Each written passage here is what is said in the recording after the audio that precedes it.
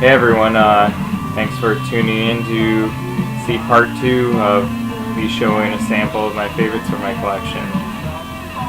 And before I get started, I just wanted to say that you're not going to see a whole lot of albums that haven't been shown before in the vinyl community, but there is a reason that they've been shown plenty of times before, is because they're classics, and yeah, my musical taste is fairly mainstream, but you like what you like. First up, my favorite Leonard Cohen album is Songs of Love and Hate.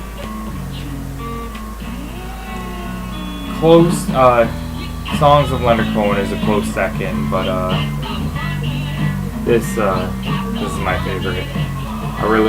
My favorite Cohen track of all time is Famous Blue Raincoat, and just such a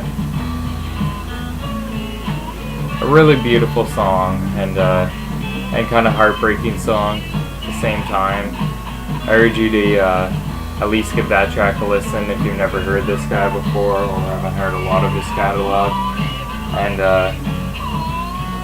yeah, you can't really go wrong with his early albums. They're very consistent. Every song is good, if not great, and I like a lot of his electronic later stuff too, but it's a lot more spottier, I find. And just when he was at his songwriting prime, his vocal prime, and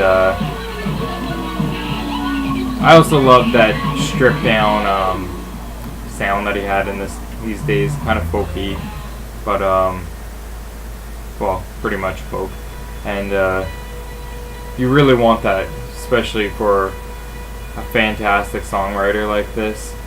Anything more lush kind of takes away from the music and stuff, and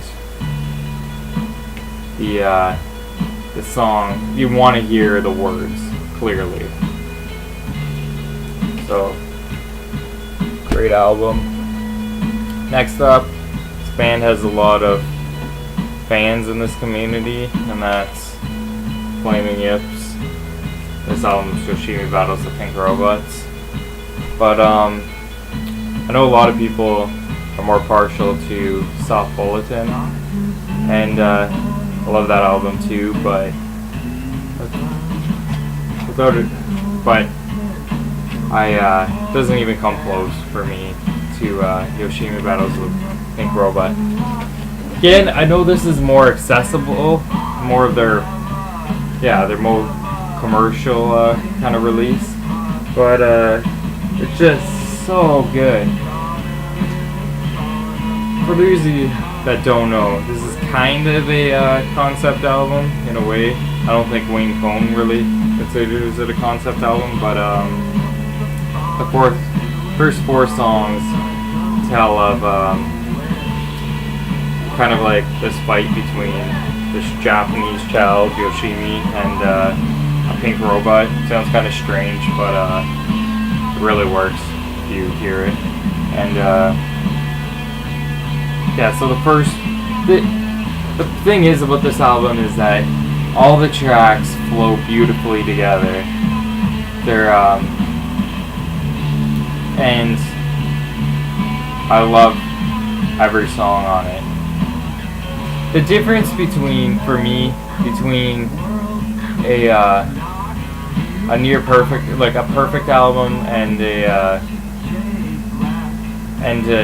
just a good album is flow, because you can have an album with a lot of good songs, but if there's no flow between the music or like consistency or something, then it might as well be like a greatest hits kind of album. But so I don't know if I would say this is perfect, but damn well near, if not. And Yeah, Yoshimi Battles of Pink Robot.